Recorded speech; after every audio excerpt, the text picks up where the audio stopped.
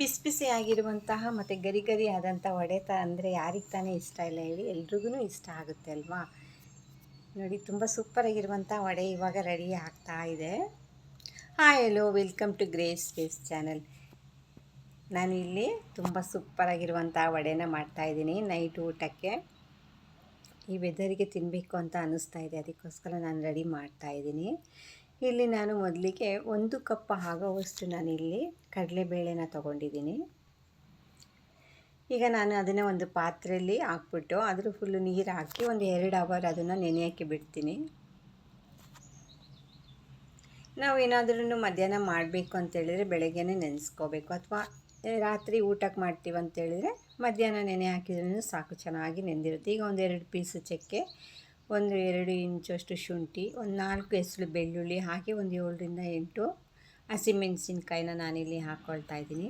ಹಾಗೆ ಒಂದು 1/4 ಕಪ್ಪಷ್ಟು ಕರಿಬೇವು ಸೊಪ್ಪು, ಮತ್ತು ರುಚಿಗೆ ತಕ್ಕಷ್ಟು ಉಪ್ಪು, ಮತ್ತು ಒಂದು 1/4 ಕಪ್ಪಷ್ಟು ನಾನು ಕಡಲೆಬೇಳೆನ ಹಾಕ್ಕೊಳ್ತೀನಿ ನೆನೆಸಿದ್ದು.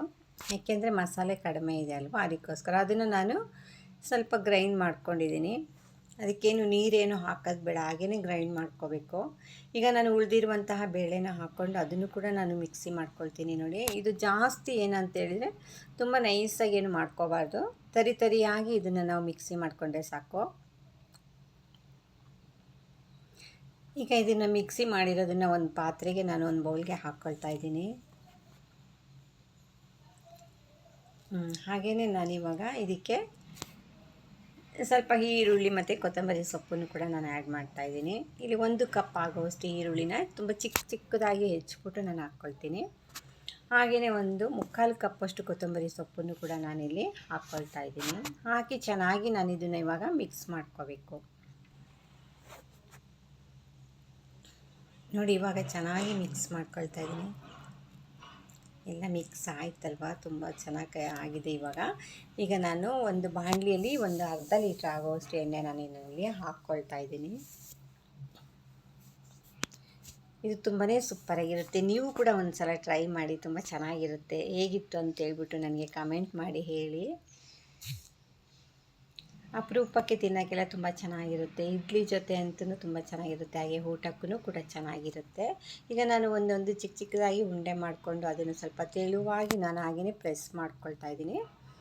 ಈಗ ನಾನು ಕಾಯ್ದಿರುವಂಥ ಎಣ್ಣೆಲಿ ಅದನ್ನು ಬಿಡ್ತಾ ಇದ್ದೀನಿ. ನೋಡಿ, ಇದರಲ್ಲಿ ಕಡಿಮೆ ಅಂದರೆ ಒಂದು 10 ವಡೆನ ನಾನು ಇದರಲ್ಲಿ ಹಾಕ್ಬೋದು. ಜಾಸ್ತಿ ಹಾಕ್ಬಿಟ್ರೆ ಏನಾಗುತ್ತೆ, ಪುಡಿ ಪುಡಿ ಆಗಿಬಿಡುತ್ತೆ. ಅದಕ್ಕೋಸ್ಕರ ಒಂದು 10 ವಡೆ ಆಗೋವಷ್ಟು ನಾನು ಅದರಲ್ಲಿ ಹಾಕ್ಕೊಳ್ತಾ ಇದ್ದೀನಿ. ಇದನ್ನು ನಾವು ಮೀಡಿಯಮ್ ಫ್ಲೇಮಲ್ಲಿ ಬೇಯಿಸಿದ್ರೇ ಒಳ್ಳೆಯದು. ಯಾಕೆ ಅಂತೇಳಿದರೆ ಜಾಸ್ತಿ ಫ್ಲೇಮ್ ಇಟ್ಬಿಟ್ರೆ ಬೇಗ ಸೀದೋಗ್ಬಿಡುತ್ತೆ, ಇಲ್ಲ ಕಪ್ಪಾಗಿಬಿಡುತ್ತೆ. ಮೀಡಿಯಮ್ ಆಗಿದ್ದರೆ ತುಂಬಾ ಚೆನ್ನಾಗಿ ಬರುತ್ತೆ, ಗರಿ ಗರಿಯಾಗಿ ಬರುತ್ತೆ. ನೋಡಿ,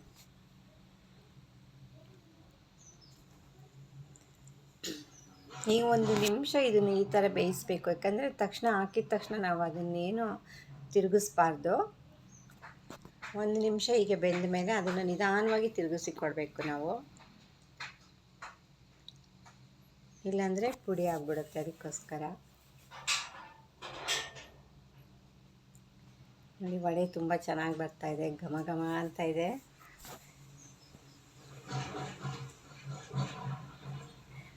ತುಂಬ ಸೂಪರಾಗಿರುವಂತಹ ವಡೆ ರೆಡಿ ಆಗ್ತಾ ಇದೆ. ಇದನ್ನು ಜಾಸ್ತಿ ಸ್ವಲ್ಪ ಕಲರ್ ಚೇಂಜ್ ಆಗೋವರೆಗೆ ನಾವು ಫ್ರೈ ಮಾಡಿದರೆ ಸಾಕು, ತುಂಬ ಡೀಪ್ ಫ್ರೈ ಏನು ಬೇಡ. ತುಂಬ ಸಖತ್ತಾಗಿದೆ.